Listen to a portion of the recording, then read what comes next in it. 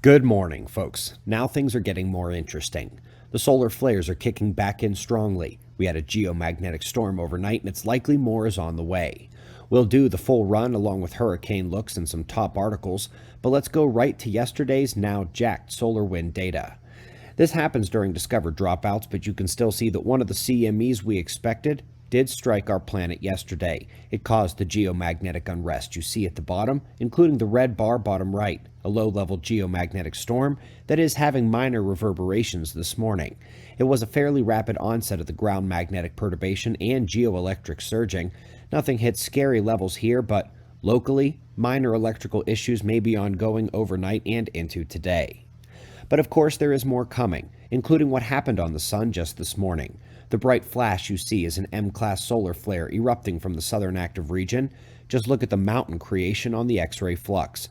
Those are the solar flares, and they provided radio blackouts over the eastern world, while most in the west were sleeping. At this powerful of a flare, it's fairly certain a CME has erupted, especially since the flare wasn't impulsive, and you can see the CME blasting the corona here. And while the coronagraphs are only just beginning to update, it is obvious this one is heading at Earth.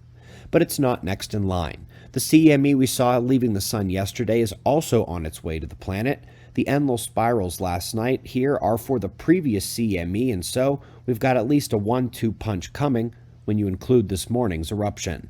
And so, coming off a geomagnetic storm with 2 CMEs on the way, one must recognize the potential for more. The sunspots are developing major magnetic complexity and are currently beta gamma delta class on the south. The portion where the blue and red cram together and there's clearly dark umbra in that location, that's the dangerous flare-making potential of these sunspots. And as you will notice here, zoomed in at 171 angstroms, the flare originates in that exact region of the sunspot, as we would expect. More geomagnetic storms coming, and probably more flares as well. Folks, you are going to figure out what this is pretty quickly, and while it's not representative of right now, it is the most expected marks of the ensemble forecast for tomorrow near sunrise. Hurricane Ida.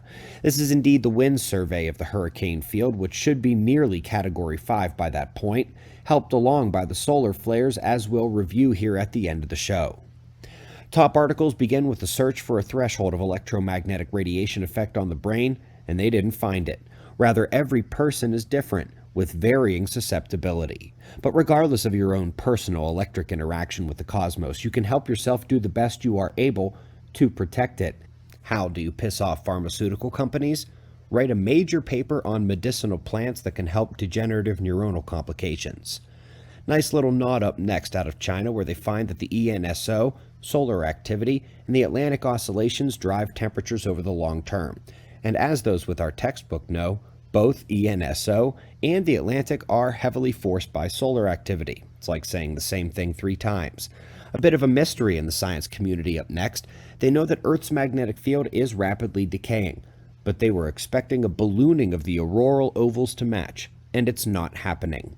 They're struggling to figure out why, but I would love to suggest that as the magnetic poles are shifting, in addition to the field weakening, the auroral oval will continue to break expectations, since the magnetic and geomagnetic poles won't be lined up. And if you remember those weird aurora in China, yeah, it's more of the weird that should be expected.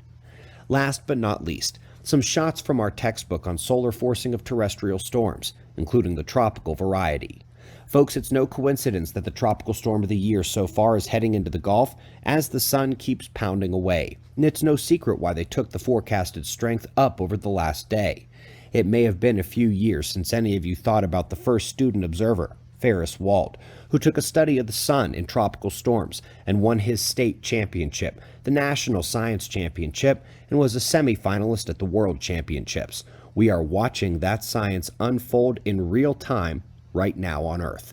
We greatly appreciate your support. We've got shots of our star to close. Subscribe and we'll do this all again tomorrow. Right here, but right now at 6 a.m. in the new Valley of the Sun. Eyes open. No fear. Be safe, everyone.